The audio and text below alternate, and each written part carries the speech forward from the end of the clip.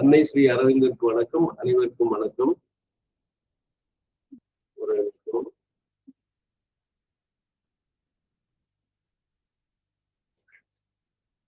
இன்று 2026ஆம் ஆண்டு மார்ச் மாதம் 16ஆம் தேதி திங்கட்கிழமை காலை த சிந்தசிஸ் ஆஃப் யோகா என்ற ஸ்ரீ அரவிந்தரின் ஆங்கில நூலை தமிழ் வழி பயிர்களை தொடங்குகிறோம். இப்பொழுது நாம் 299வது பக்கம் யோகா இன்டெகிரல் நாலேஜ்ல கடைசி பகுதியில் இருக்கும். கிட்டத்தட்ட கடைசி பத்திக்கு முந்தின பத்தியில கடைசி சென்டென்ஸ் சொல்லலாம்.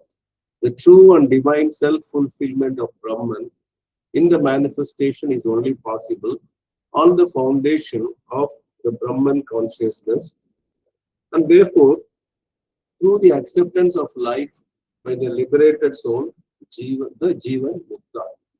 The true self-fulfillment, the divine self-fulfillment of Brahman. பிரம்மன் வந்து மெய்ப்பொருளாக நாமே நிறைவேற்றிக் கொள்வது, இறைவனாக நிறைவேற்றிக் கொள்வது. அது எப்படின்னா இந்த மேனிஃபெஸ்டேஷன் அது வெளிப்படும் போது நிறைவேற்றது எப்படி நடக்கும்னா it's only possible on the foundation of the Brahman consciousness. பிரம்மன்கிற அந்த உணர்வு நிலை, அந்த சச்சித் ஆனதுல சித், அப்ப பிரம்ம சித் அப்படின்னு சொல்லலாம். And therefore through the acceptance of life by the liberated soul. அப்போ ஒன்றை நாம் ஏற்றுக்கொள்ள வேண்டும். எதுனா the liberated soul, விடுவிக்கப்பட்ட வீடு பெற்ற அந்த முக்தி அடைந்த ஒரு ஆன்மா. அதான் ஆனா உயிர் வாழும் போதே அந்த முக்தி ஏற்பட்டு. பொதுவா முக்தி ஏற்றுனா நம்ம என்ன சிவபதவி அடைந்து விட்டார், கைலாசம் அடைந்து விட்டார், இல்லாட்டி வைகுண்டம் அடைந்து விட்டார் அப்படின்னு வைகுண்ட பிராப்தி இந்த வார்த்தையெல்லாம் நம்ம பயன்படுத்துறோம். ஆனா இது வாழும் போதே முக்தி அடைந்தவர். அப்ப தொடர்ந்து வாழ்ந்து கொண்டிருக்கிறார். இறை உணர்வு பெற்ற பின்னும் அவர் வாழ்ந்து கொண்டிருக்கிறார் என்ற பொருள். அதை இப்ப திருப்பி சொல்றேன். The true and divine self-fulfillment of Brahman in the manifestation is only possible on the foundation of the Brahman consciousness, and therefore through the acceptance of life by the liberated soul, the Jivan Mukta. The Jivan Muktaங்கிற சொல்லுடைய மொழிபெயர்ப்புல the liberated soul. பொதுவா பக்கத்திலேயே தான் அது போட்டிருக்காரு. நம்ம அதை ரொம்ப தேடிட்டு இருக்க வேண்டிய அவசியமே இல்லை. அடுத்த பத்தி போறோம். இந்த பத்தியோட முடியுதான்னு பார்க்கலாம். இந்த பத்தியோட இந்த அத்தியாயமே முடிகிறது, பார்ப்போம். This is the integral knowledge. We know that everywhere in all conditions, all to the eye that sees is one. To a divine experience, all is one block of the divine. This is the integral knowledge. இதுதான் பூரண ஞானம். இப்ப இது வரைக்கும் பார்த்ததெல்லாம் இதுதான் பூரண ஞானம். இந்த கடைசியா பார்த்துன்னு சொல்லலாம். True and divine fulfilment, self fulfilment, Brahman consciousness, அப்படி நிறைய அடுக்கி கொண்டே போகலாம். ஃபார்னா பிகாஸ் பல முறை சொல்லியிருக்கோம். Because we know that everywhere there is the one. Everywhere is the one method. And in all conditions, all to the eye that sees is one. Everywhere is one. எங்க பார்த்தாலும் அந்த ஒன்றுதான். In all conditions, எல்லா நிபந்தனைகளும் எல்லா சூழ்நிலைகளும், and to all to the eye that sees is one. நம்ம பலவற்றை பார்க்கணும், ஆனா அந்த கண்களால் தெரியக்கூடாது பலவும் ஒன்றே. Everywhere and in all conditions, all to the eye that sees is one. The O capital போட்டுறாங்க, ஒன்றானவர். To a divine experience, all is one block of the divine. So அந்த தெய்வீக அனுபவத்தில் மற்ற எல்லாம் என்பது இறைவனின் ஒரு தொகுப்பு. All is one block of the divine. So this is the integral knowledge. For we know that everywhere and in all conditions, all to the eye that sees is one. To a divine experience, all is one block of the divine.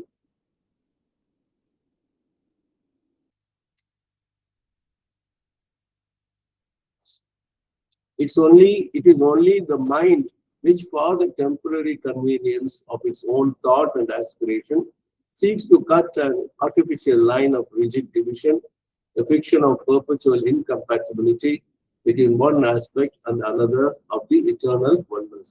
So it is only the mind which, for the temporary convenience of its own thought and aspiration, seeks to cut an artificial line and rigid division.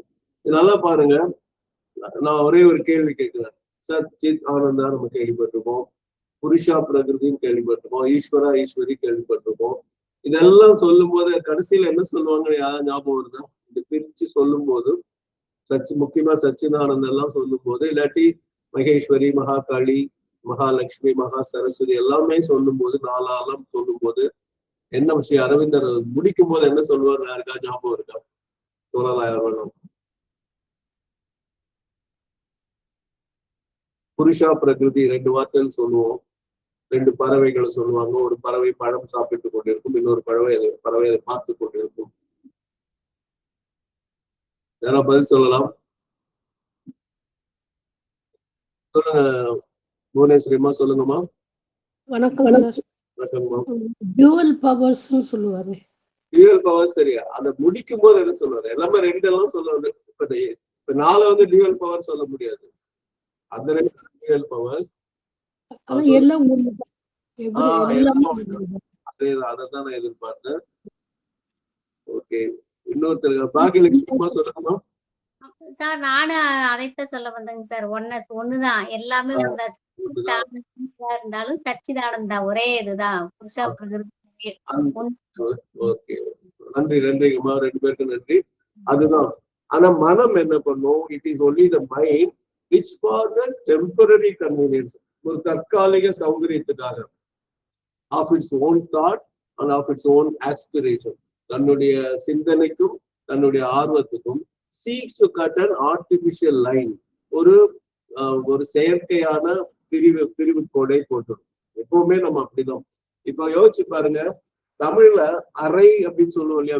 வீட்டுல வந்து சமையல் அறை, படுக்கை அறை, பூஜை அறை, அப்படி வரவேற்பறை எல்லாம் சொல்றோம் இல்லையா? அறை என்ற சொல் ஏன் வந்ததுன்னு யாரும் சொல்ல முடியுமா?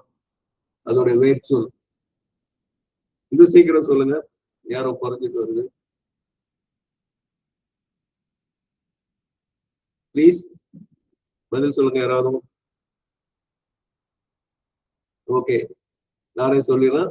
அடுத்த ஒரு பெரிய ஹால் இருக்கும். வீடை பெருசா போடுங்க. பிளான் பண்ணும்போது இது வந்து படுக்கை அறை, இது வந்து குளியல் அறை, இது சமையல் அறை, இது பூஜை அறை, இது நூலக அறைக்கு பொதுவா வீட்டுல யாரும் வீட்டுல வைக்கல.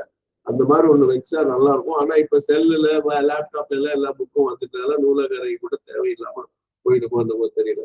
வரவேற்பறை எல்லாமே சொல்லும்போது அறுத்துதான் நம்ம செய்வோம். அறுத்து செய்வதால் அறை. புரியுங்களா? மனதோட நிலைதான் அறுத்து பார்த்தாதான் அது மனம் வந்து இது பண்ணும். இது நல்லது, இது கெட்டது, இது அப்படி, இது இரவு, இது பகல், 2 கண்ணா பிரிச்சு பார்த்துட்டே இருக்கும். சயின்ஸுங்கிறது நாலேஜ். உண்மையா சயின்ஸோட உண்மையான பொருள் வந்து நாலேஜ் தான். அதனாலதான் வாலறிவன் இருப்பார். இறைவனுக்கு வந்து நம்ம அம்னிஷியன்ட்னு சொல்லுவோம். ரைட்டா? சயின்ஸுங்கிற வார்த்தை தான் சியன்ஸுங்கிற வார்த்தையா வருது. ஆனா அதை நம்ம பிசிக்ஸ்னு பார்ப்போம், அப்புறம் இது கெமிஸ்ட்ரின்னு பார்ப்போம், பயாலஜின்னு பார்ப்போம். பயாலஜி 2 பிரிச்சு பாட்டனின்னு பார்ப்போம், ஜுவாலஜின்னு பார்ப்போம். பாட்டனியில பிரிச்சு அக்ரிகல்ச்சர்னு பார்ப்போம், ஹார்டிகல்ச்சர்னு பார்ப்போம், ஃபாரஸ்ட் சயின்ஸ் பிரிச்சு பார்ப்போம். இப்ப நேத்து நான் என் அக்கா கூட தான் நேற்று வந்தேன். சென்னைக்கு வந்தேன். அந்த குரோம்பேட் எதிர்பார்க்கும்போது அக்கா வந்து ஒரு செய்தி சொன்னாங்க. அது எனக்கு உண்மையிலேயே தெரியல. அது எப்படின்னா 68ல வந்து எங்க அப்பா வந்து தமிழ்ல PhD வாங்குறாங்க.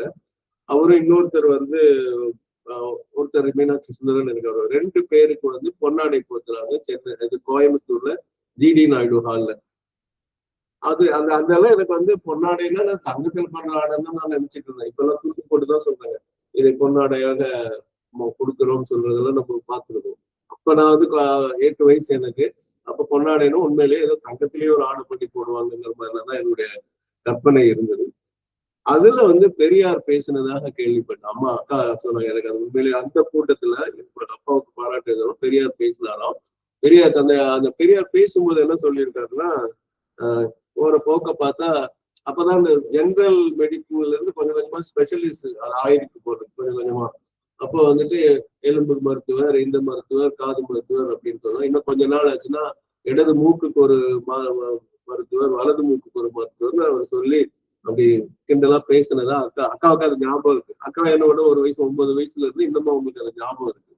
ஏன்னா இப்ப என் கூட PUC படிச்சவர் டாக்டர் தர்மராஜன் பேரு. அவர் KMCல எல்லாம் வேலை பார்த்துருக்காரு. அவர் வந்து ஆர்த்தோ சர்ஜன். அவரும் வந்து ஒரு ஆங்கிள் ஸ்பெஷலிஸ்ட். கணுக்காலுக்கு சிறப்பு மருத்துவர். ஆங்கிள் இதுல அவர் சிறப்பு மருத்துவர். இது எதுக்கு நான் சொல்றேன்னா, பிரிச்சு பிரிச்சு பிரிச்சு பிரிச்சு நுணுக்கமா போறது ஒரு அது வந்து மதர் வேறொரு பாணியில சொல்லுவாங்க. மனிதனோட இதை வந்து இப்படி ஸ்பெஷலைஸ் பண்ணிட்டே போறேன் அப்படின்னு சொல்லி அவன் வந்து சில நேரம் குறுகி போய், ஆனா அந்த குறுகின விஷயத்துல மிக சிறப்பா செய்வான். ஆனா பொது பார்வை அவனை விட்டு போகுது. யோசிச்சு பாருங்க, அனிஸ்தீசியான்னு ஒண்ணு இருக்கு, மயக்கவியல் நிபுணர்னு ஒருத்தர் இருக்காரு. அவருக்கு கூட அவர் வந்து என்னன்னா அந்த நோயாளிக்கு அறுவை சிகிச்சை பண்ணும்போது அவருக்குரிய ஒரு சுகர் என்ன, இது பிபி என்னன்னு பார்த்து கரெக்டா அவர் வயசு என்ன எல்லாம் பார்த்து அதுக்குரிய மயக்கம் பண்ணு. கூட குறைய கொடுத்தா வலி தெரியும், கூட கொடுத்தா உயிரை போயிடும். அதனால சரியான அளவு கொடுத்து அது ஒரு தனி இதா இருக்கு. ஒவ்வொன்றும் தேவைதான், ஆனா அவங்க வந்து அது குறுகி போயிடுறாங்க. அந்த மாதிரி இப்ப பல் மருத்துவர் இருக்காங்க, அதுல தனி சிறப்பு இருக்கான்னு எனக்கு தெரியல. ஒருவேளை ஓரல் சர்ஜன் இருக்கலாம், இல்ல அதுக்கும் ஏதாவது இருக்கான்னு சண்முக பிரியமா தான் சொல்லும்.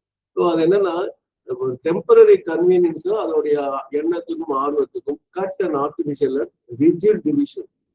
ரிஜிட்னா ரொம்ப இறுக்கமான பிரிவுகள் மனம் பண்ணிக்கிட்டே இருக்கும். அப்புறம் இன்னொன்று பாருங்க, ஃபிக்ஷன் ஆஃப் பெர்பச்சுவல் இன்கம்பேட்டபிலிட்டி.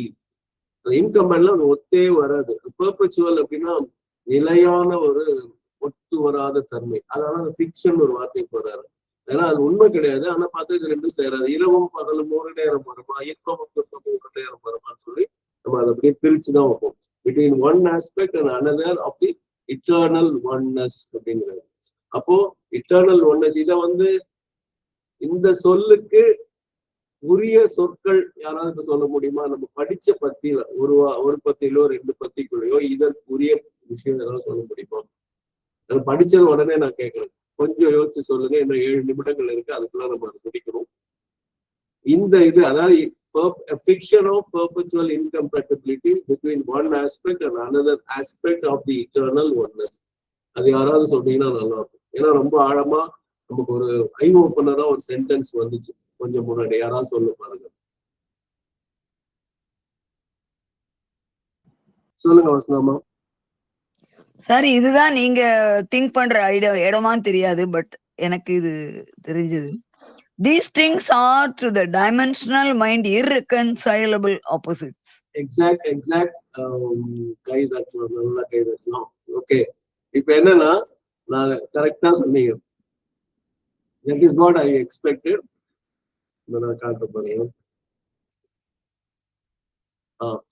இப்ப நீங்களே படிங்க அம்மா, ஒரு நிமிஷம் அதை ஹைலைட் பண்ணுவேன், நீங்க படிங்க. அது இன்னொரு வார்த்தைகளும் பயன்படும், ஏன்னா இதுவும் அதுவும் படிக்குமா. Thank you, sir.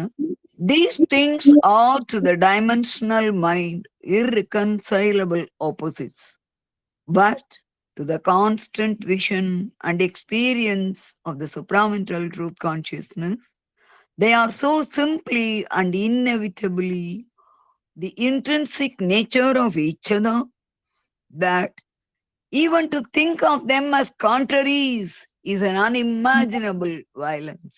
அதான் இதுதான் அங்க இருக்கிற கருத்து. இப்ப வந்து இது வந்து கான்ட்ரரிஸ் நினைக்கிறது கூட ஒரு நினைச்சு பார்க்க முடியாத ஒரு வன்முறை ஸ்ரீ அரவிந்தர் சொல்றாரு. இப்படிப்பட்ட இந்த மாதிரி வார்த்தையெல்லாம் ரொம்ப ஸ்ட்ராங்கா ஸ்ரீ அரவிந்தர் பொதுவா பயன்படுத்த மாட்டாரு. ஆனா நமக்கு வந்து மனசு அப்படி இருக்கு. ஏன்னா அதுக்கு முன்னாடி எல்லாம் நம்ம பார்த்துருக்கோம், எல்லாமே எதிரெதிரா இருக்கு பாருங்களேன். இதைத்தான் நேற்று இவங்க பேசும்போதும் சண்முக பிரியமா பேசும்போது அந்த வேர்ட் ஆஃப் தி சைலன்ஸ் இன்னஃபபிள் அப்படின்னு நீங்க வரும் பாருங்க. வேர்ட் ஆஃப் தி சைலன்ஸ் இன்னஃபபிள் அதை நேற்று சொன்னாங்க. அவங்க வந்து மௌனத்தின் மொழிக்கு இதை எடுத்துக்காட்டா சொன்னாங்க. Multitude is one, innumerably infinite who is innumerably finite, ever unborn who is endlessly born. இப்படி இதெல்லாம் வந்து சொல்லிக்கிட்டே வந்து இதெல்லாம் பார்த்தா these things are to the dimensional mind and அதான் dimensional mind. அது 2 dimension 3 dimension எல்லாம் இருக்கிற மைண்ட் வந்து irreconcilable opposites, but to the constant vision and experience of the supramental truth consciousness, they are so simply and inevitably intrinsic nature of each other, even to think of them as contraries is an unimaginable violence. The Savitri Varila, all contraries prepare a harmony-ங்கிற வார்த்தையை நம்ம பயன்படுத்திக்கலாம். இப்ப இந்த இடத்துக்கு நான் வரேன்.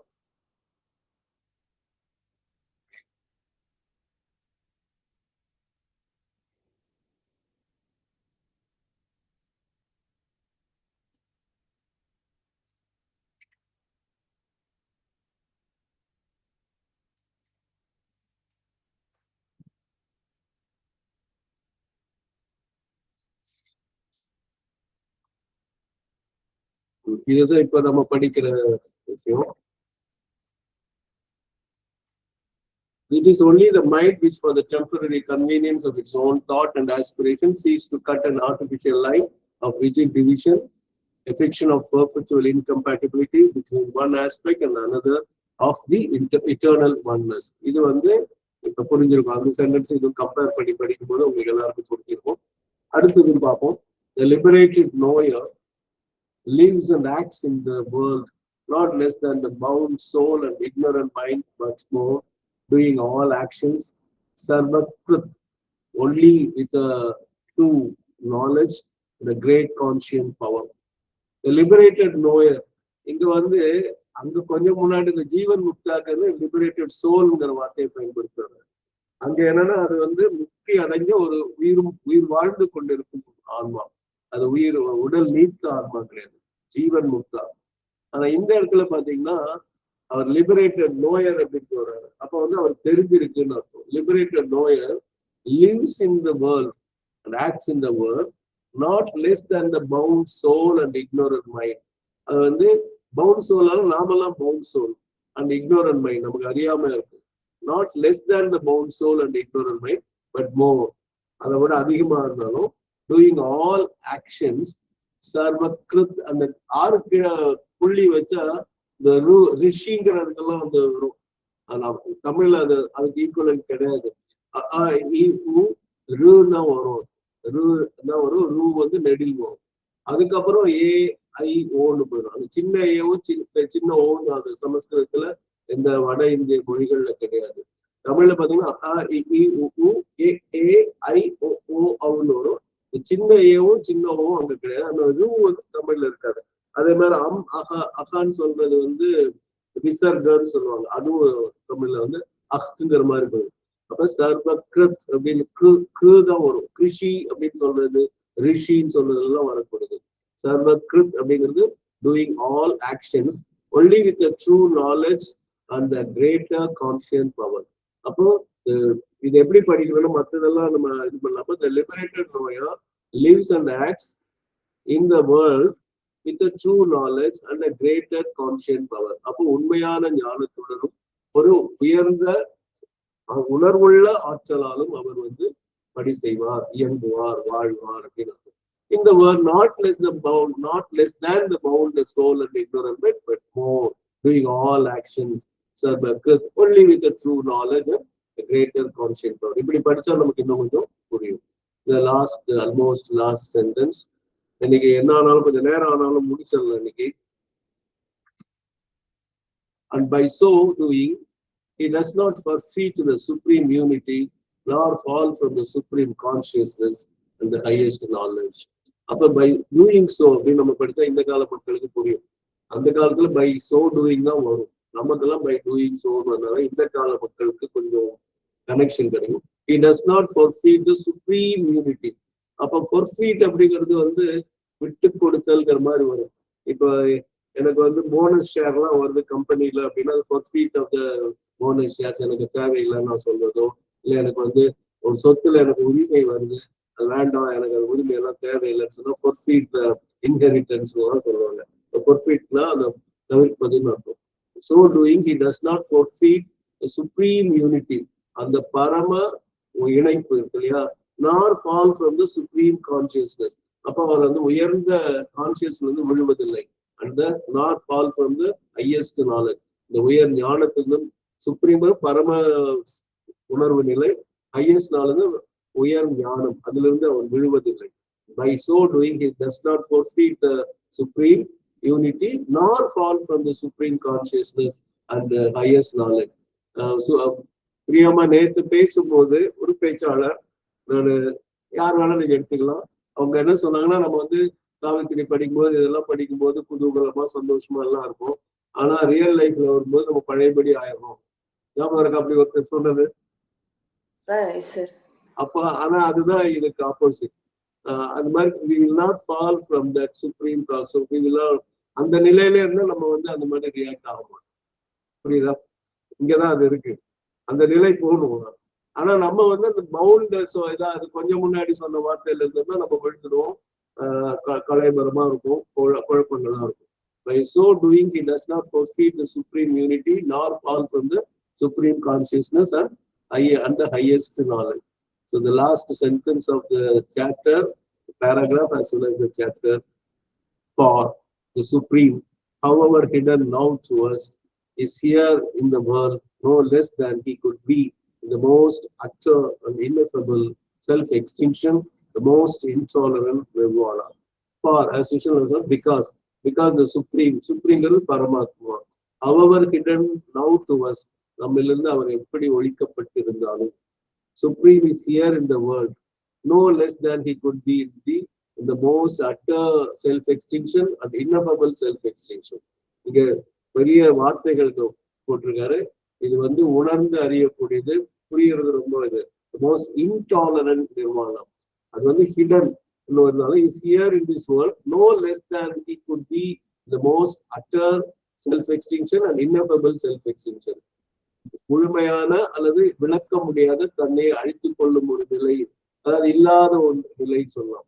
இப்ப இந்த சில இதெல்லாம் டோடோங்கிற பறவை எல்லாம் எக்ஸ்டிங்ஷன் ஆயிடுச்சுன்னு சொல்லுவாங்க. மொரிஷியஸ் தீவுல இல்லாமல் ஆகுது, தன்மையே இல்லாமல் இருக்குது. மோஸ்ட் இன்டாலரண்ட் நிர்வாணம், அது நம்ம ஏற்றுக்கொள்ள முடியாத தாங்கும் தன்மை இல்லாத ஒரு நிர்வாண நிலை இருந்தா கூட அதோட எந்த குறைவும் இல்லாம ஒழிஞ்சிருக்கலாம். இதுல என்னன்னா இறைவனுக்கு எல்லாம் முடியும் போது இந்த ரெண்டும் முடியும். செல்ஃப் எக்ஸ்டென்ஷனும் முடியும், நிர்வாண நிலையும் முடியும், ஹிடன் நிலையிலும் முடியும். ஆனா for the supreme however hidden now to us is here in the world, அதாவது இல்லா நிலையில் அவர் எப்படி இருக்கிறாரோ அதுக்கு எந்த விதத்துக்கும் குறைவு இல்லாமல் இருக்கும் நிலையிலும் இருக்கிறார். இதுதான் இங்க இருக்கு நம்ம புரிஞ்சுக்க வேண்டிய விஷயம். Is here in the world. அப்போ நிர்வாணமும் செல்ஃப் எக்ஸ்டென்ஷனும் இல்லா நிலையை சொல்லும்.